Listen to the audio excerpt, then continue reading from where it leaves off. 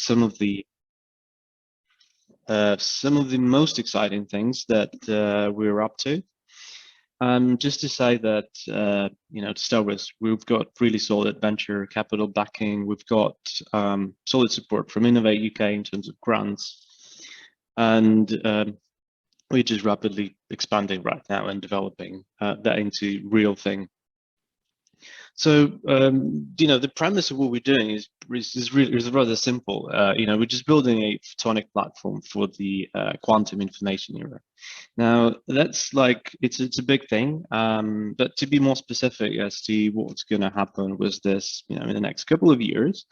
So we all know about the QKD and so communication. So with the technology that we have, we can do quite impressive things to existing even QKD links. So it's much faster, it's lower cost of deployment, actually longer links. It's something that really makes it possible to build countrywide or international or transcontinental links. And it's just the fiber. But also, we're looking into building that into the satellite communications. And again, super fast, but you can't build these links without you can't build global links without satellites. And one of the things you need to be able to supply peak demands. You need to be able to make it cheaper, but also make it work at every time of day at night, which doesn't always happen right now. We can do that. So that's like a little teaser of just, one of the first things we're looking to address in our business. But, I would like to put that in a little bit like bigger context to what we see as the development of the quantum information era, or how things going to happen. And well, you've probably seen already some things about QKD, and that it works. And the first experiments, date back to quite a bit of some time, but it was never really something that was made, probably commercially viable product. And now this is starting to happen. So, we're seeing that we now can bring down the cost to the levels where there is a good business case, and people also starting to use it. Obviously, quantum computers are coming, so you got to have some security against that. And this is where we start, we start offering our support. But it doesn't end there. I mean, it's just the first step in something which is going to be truly exciting. So, the next thing that's going to happen is, let's call it quantum internet. And the point there is that quantum is not just more secure, but it brings a completely different set of opportunities for data. So there's limited data you can put in a single fiber right now, in a single fiber channel. So that's going to be surpassed by quantum. So it's possible, the data, and something we see that's going to happen, and what's going to happen with our technology as well, is quantum data distribution, where data isn't really, it's not just the keys that you distribute, but you encode the full data streams. You use the quantum, entanglement type protocols to really dramatically increase the capacity. And so, you really move from, it's kind of the next step. So, initially data was all analog, then it was digital, then we're going to move into something which is quantum. And that's the road we're going. And, ultimately that's going to be the quantum cloud. So where you will stop seeing the difference between a computer, a sensor, a clock, a data transmission line. And that's probably the best and the closest is going to get to the cloud compared to what we have like now in the cloud, which is more fragmented than it will be. But again, so for all of that, the underlying technology is photonics, the glue that's going to make it work. So, and that's what we do. That's what we do in Aegiq.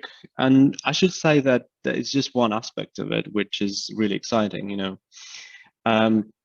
but kind of summarize it, where we're heading with our technology was the single photon technology. It's about developing things from now on into the quantum future and into the next complete generation of data.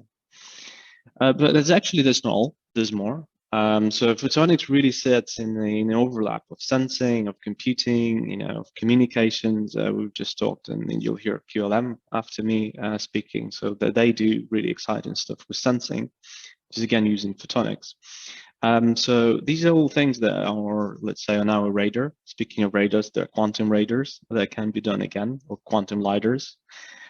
So with that, I actually would like to move into to say the exciting thing that we're hiring, and so we're looking for a number of people to join our team to grow our photonics and nanophotonics and semiconductor photonics core R&D team.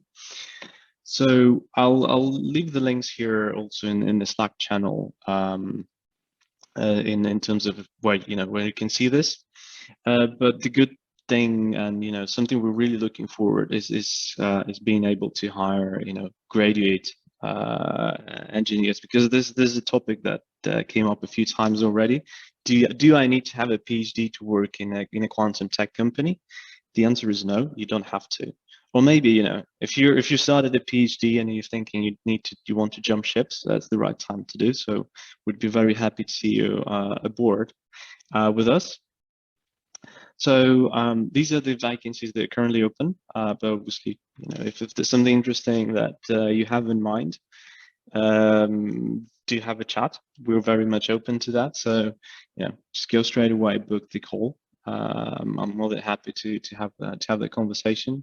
Message me, meet me at the Gather Town. I'll be there in the first networking session.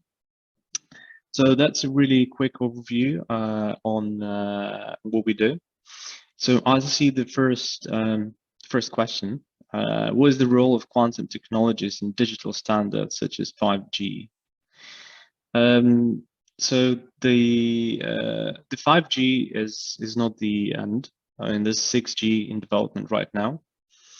And the role of quantum technologies in digital standards is limited. So it's a supplementary role, because we are talking about, let's say, key exchange, but whilst the underlying principle is really the digital. So that's the short answer. But 6G actually will incorporate a lot more quantum. So that's the standard that's been already in discussion. Are we looking at the continuous variable system for QKD products? Do we have plans for implementing continuous variable in the future? Maybe. I think it depends on the use case. I mean, our approach to that is that if there is a good use case for it, and we can prove that we can develop that technology into a viable product quick enough, then yes, it's interesting. Do we make money from selling product yet? Not yet, but please do join us if you would like to help that happen, because we've only starting and we'll start beginning to build our R&D team. So that's, it's really exciting time to join the company, because, all the future is just ahead of us.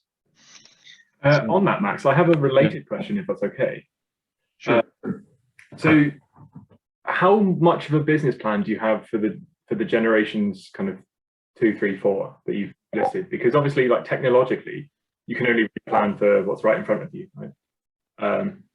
But from a business perspective, do you have a roadmap for where you'd like to be at certain stages?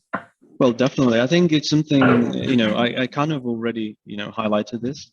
Yeah. And I should say that it's actually easier to have a technological roadmap than having a business roadmap. Oh, really? Yes. So it's a lot easier to imagine a technology than put together the users that's going to buy it. Yeah. Okay. So definitely, and you kind of seen a little teaser of that, which is why we think it's really exciting what we do, and so do join us. Do people from other countries than UK join us? Yes, we are waiting for a license from the Home Office to do that. So we're really looking forward to be able to offer that, positions globally.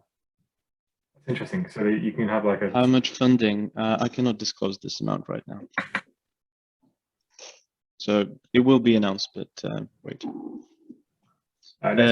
Opportunities in theoretical PhDs, potentially yes. Depends which kind of areas you're looking for, but there's a lot of kind of numerical stuff, and there's a lot of work that can be done. Do give me quite an active part. Of course, yeah. I mean, the way the way we build our product development team is, it has to have a varied experience, and everybody takes their ownership of a particular aspect. It's really dynamic environment, so you have to be agile. You have to quickly iterate through potential, how do you solve the solution? Because the point is not having a technology roadmap. The point is having a roadmap to solve problems, and to bring opportunities. This is how. And the actual design of a technology is derived from there. So you have a set of technologies you can use, and you pick the one that's best for that particular use case. So there is a lot of room for calculations and to start with, because this is how you start evaluating anything before you build it. Otherwise, it's what sets us apart from Aegiq when taking cats. Well, I did start with it.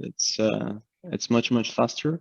It's a lot cheaper to deploy on core networks, and we can do absolutely fantastic things with satellites. Nobody else can do that. Can you tell us how far you are into developing? Is that something that you're happy to talk about? The kind of satellite systems? I mean, so we do have a couple of projects. Some of that are sort of public, but it takes a bit of time to do this. I mean, especially qualifications and stuff like that. Yeah. So we're talking about a year, 2 years from now that would be able to really roll out a proper system. Okay. So are we looking specifically for people in quantum photonics, or semiconductor physics is equally important? Yes, I mean, you don't have to be exactly a photonics or quantum photonics graduate or PhD or in order to be very interesting for us, because we don't expect the exact the full set of interesting areas it would be covered by a single person. I don't think it's actually realistic at all. So I don't know anybody who could do that. What advice would you give to somebody who's planning to found a company in the future? Juan, I think the best way is, if you have an idea, just before you even start doing anything, try to reach out to potential investors and see if that's backable, if that's a good idea. So, but be clear about it. Don't shy away, from saying, be clear. I'm not looking for investment, but just say, what do I need to do in order to make it really exciting for you guys to invest in? And most people will help you.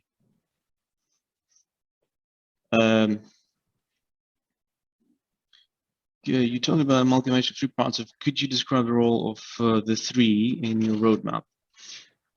So our core starting technology is the single photon sources, and those have applications obviously in communications. That does have application in imaging, sensing, and in computing space is something that we haven't been developing very actively. But for example, guys like Quix or CiQ, this is the stuff they do. So we use 3-5 semiconductors. So it's gallium arsenide type thing, but it's not the only platform that we have in development. So do join us to see quite an exciting stuff. I mean, something we can offer is the widest range of wavelengths actually in the world in terms of emission. We would be very interested in exploring internship opportunities. So just book a call with me. I think I put the link somewhere, and I'd be happy to chat, and we'll see if there's something. Definitely there are. Is that specific to like masters, PhD students, or undergrads as well? No, it's not specific. I think it's really individual. We've got plenty of interesting stuff that can be done. So depending on your interest or what you're interested to do, we can probably we have that the beauty of flexibility and agility right now, when we can be not overly prescriptive at the start. Cool. So like when you said like there's not, you're not looking for one person to do everything and to have a like interest in everything, right? Like it's more of a, if you're the right fit for the company and if you can kind of. Yeah, I think what we're looking for is mainly, people who get excited with the stuff that we do. And it's really important that, you're a good team player. It's really important to get along with people. And, if you don't know something in like particular aspect of technology or physics, you can figure it out. And that's the approach we take. You said you work on substrates. Were you collaborating with some research? Look, I think we're diving a little bit too deep into our internal processes here. So, but we do a lot of that stuff, yeah. If we could stop for like the such intimate questions, that would be perfect, guys. It's an interesting technology, and I think it's one of the great things about kind of quantum tech is that it's not just the applications that are the interesting part. It's kind of what needs to be developed on the way. So things like the sources, the detectors, and the solutions for every step in between are interesting in their own right. Absolutely. So I think I've put everything I had, in the Slack channel description. So please do get in touch, or otherwise, guys, I'll see you around at the Gather Town. All right, thanks for that, Max.